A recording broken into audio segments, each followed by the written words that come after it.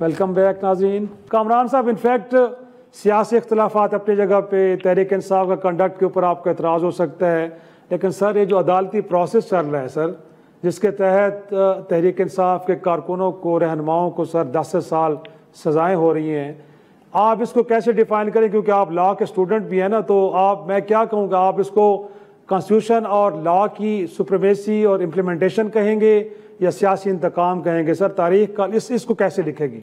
دیکھیے، اس کو میں نے پہلے بھی غلط کہا ہے، اب بھی غلط کہہ رہا ہوں، اور بڑی وضاحت کے ساتھ اور بڑی صراحت کے ساتھ جو ہمارا موقف ہوتا ہے ہم وہ کلیئر دیتے ہیں. ہم یہ نہیں ہوتا کہ ہم جو ہے جب کام نکل جاتا ہے تو پھر اس کے بعد جو ہے باہر آ کے کچھ اور کہتے ہیں، اندر کچھ اور کہتے ہیں.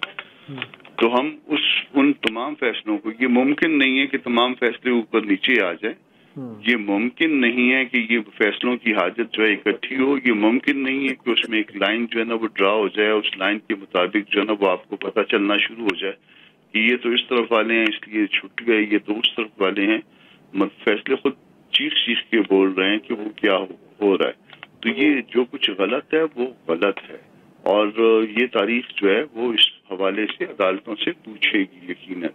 یہ اس میں درست نہیں ہو رہا، ٹھیک نہیں ہو رہا. اس پیشے سے جس سے میں وابستہ ہوں اس کے ساتھ غلط ہو رہا ہے، اس فرٹینٹی کے ساتھ غلط ہو رہا ہے، ان عدالتوں کی عزت جو ہے نا، ان عدالتوں کا احترام اس سے متاثر ہو رہا ہے. آپ نے اپنی انڈیپینڈنس جو ہے کمپرومائز کر دی ہے. یہ اس طرح سے نہیں ہوتا. گو کہ اس سے پہلے بھی جو ہے نا اس طرح کے فیصلے آتے تھے. پاناما اسی طرح کی مثال تھی، حمزہ والا کیس اسی طرح کی مثال تھی. یہ سب کچھ جو ہے نا وہ اسی طرح کے، اور وہ بڑے الگ آپ اوپر کے لیول پہ کہہ دیں کہ یہ چیزیں ہوئی تھی. پاناما میں سے کیا نکلا تھا اس میں سے، اور پھر دوسرا وہ جو جس نے ابھی تک ووٹ ہی ابھی تک کاسٹ نہیں ہوا تھا اس میں کیا نکلا تھا. یہ ہماری تاریخ رہی ہے، یہ غلط ہے. ہم نے اس کو بھی غلط کہا تھا، ہم ان فیصلوں کو بھی غلط کہہ رہے ہیں. مگر اس غلط کے لیے کم از کم جو ہے نا وہ ایک طریقہ کار تو اپنا ٹھیک کرے نا. یہاں ذاتوں کا مسئلہ نہیں ہوتا، پرسنالٹیز کا مسئلہ نہیں ہوتا، مسئلہ ہوتا ہے ملک کا، ملک کے نظام کا. یہ آج تک ان کو ملک اور ملک کے نظام کے درمیان جو ہے نا وہ فرق کرنا اور ذات کے درمیان فرق کرنا جو ہے وہ سمجھ میں نہیں آ رہا. جب ملک کی بات ہوگی، نظام کی بات ہوگی، آئندہ کی بات ہوگی، ایک سسٹم کی بات ہوگی، شاید JUI جو ہے وہ کوئی بہتر طور پہ جو ہے نا اس معاملے کو لے چلے. مگر یہ جو ہے نا یہ اس طرح سے صرف ایک ذات کے لیے وہ کرنا اور جو ہے نا وہ پیچھے سے جو ہے اسٹیبلشمنٹ کے ساتھ بات چیت بھی جاری رکھنا، یہ غیر مناسب ہے. چودھری صاحب، انفیکٹ طرز عمل پہ بڑی تنقید ہو رہی ہے تحریک انصاف کہ آپ کا کنڈکٹ سب سے بڑی جماعت اپوزیشن کی توانا آواز ہو سکتی تھی، لیکن طرز عمل آپ کا گویا کہ سیلف سینٹرڈ ہے. آپ اپنی ذات سے آگے بڑھ کے دیکھتے نہیں ہیں، قومی معاملات کے اوپر آپ سیریس ہی نہیں ہیں. سر تو کیوں آپ کے ساتھ لوگ کھڑے ہوں؟ دیکھیے، جو کامران مرتضیٰ صاحب بات کر رہے ہیں اس میں کافی حد تک سچائی ہے، اور یہ جو نان پولیٹیکل لوگ آئے انہوں نے کافی یہ ان کے ساتھ بھی معاملات، حالانکہ بڑی ایک ایفرٹ ہو گئی تھی، بلڈ اپ ہو گیا تھا، عمران خان صاحب کو بھی قائل کر لیا گیا، ان کی اجازت بھی ہو گئی، اور جو معمول کے سیاسی مطالبے تھے 3-4 جو کہ یہ سامنے رکھے گئے، اور ان کو ہمارے باوجود اس کے کہ جنرل سیکرٹری اور چیئرمین کی ملاقاتیں تواتر سے ہوتی رہی تھیں، اس میں کبھی کوئی ایسا تعطل نہیں تھا، لیکن ان کے تحفظات کو ایڈریس نہیں کر سکے PTI، تو جس کی وجہ سے جو شکایتیں ہیں وہ درست ہیں. ایک بات بہرحال میں کرنا چاہتا ہوں کہ اعظم سواتی صاحب کی ملاقات کے بعد جب ان کو بات ہوئی تو میں نے اپنی ٹویٹ میں بھی عمران خان صاحب سے ملے اور اسپیسیفکلی اس کو ڈینائی کیا.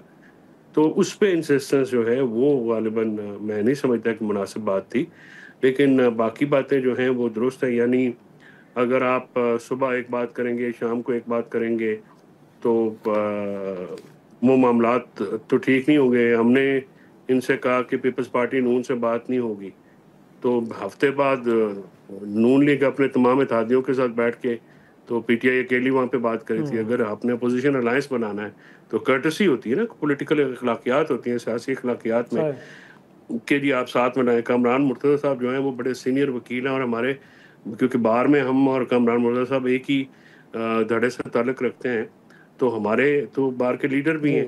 آپ کو چیف جسٹس نے بلایا، آپ نے آپ سارے اٹھ کے خود چلے گئے. آپ نے کسی اپوزیشن کے دیگر بندے کو انوائٹ بھی نہیں کیا, انفارم تک نہیں کیا.